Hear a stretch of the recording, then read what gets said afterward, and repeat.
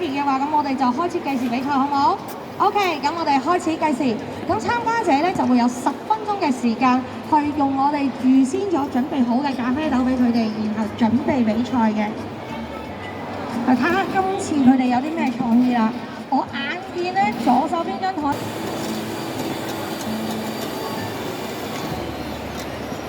哦，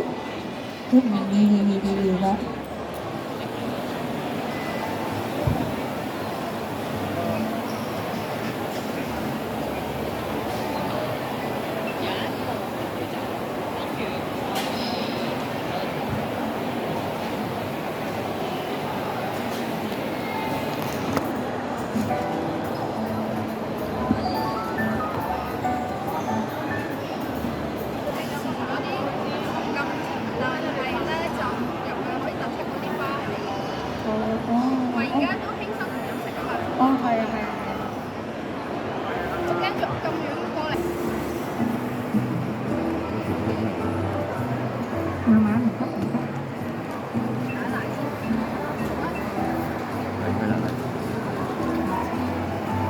浮雲係咩嚟㗎？蛋啊！依家縮咗水啊！冇喺屋企啱啱整起咁好啊！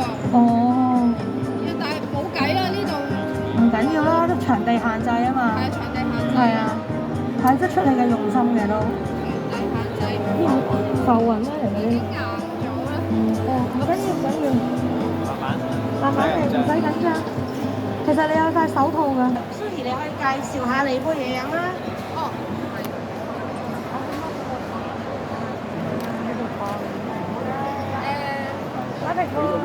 我杯嘢飲咧就係薰衣草味嘅 latte 嚟嘅，咁咧，但係我就唔好意思啦，唔記得咗留翻少少響面頭嚟點綴添。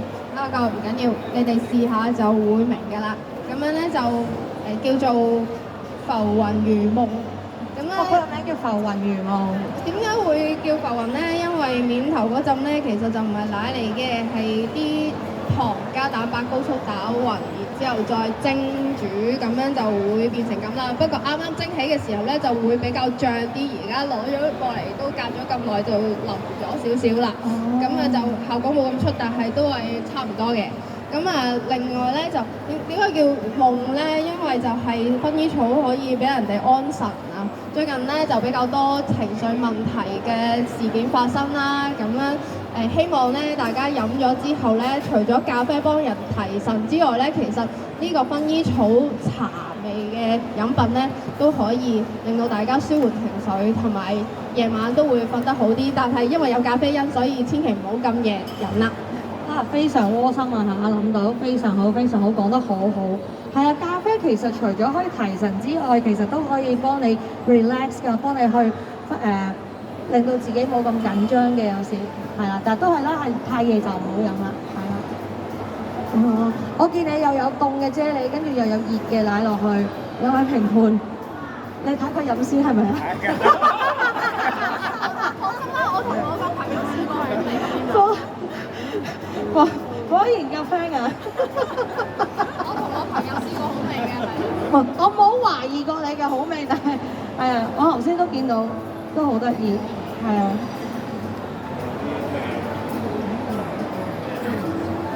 神啊嘛，所以就中醫話唔可以飲凍嘢啦，咁如果咪會傷脾胃傷肝啊，咁所以我就希望唔好太凍咁樣咯。咁但係就用咗個凍飲杯去。係啦，因為我係用嗰個啫喱咧，我驚嗰個啫喱咧會溶啊嘛，沖咁熱嘅落去，所以我就喺屋企預先雪咗一晚，變成比較硬，咁樣嚟到就算溶咁啲都仲係啫喱形狀啊嘛。我想講咧，佢個香氣咧係同你講嘅吻合嘅，同埋真係好似去咗啲按摩店裏邊嗰啲一入去啲香薰味啊嗰啲比較重。即係薰衣草味啊！個檸檬係咩事咧？檸檬其實咧就第一係點綴啦，第二就係其實我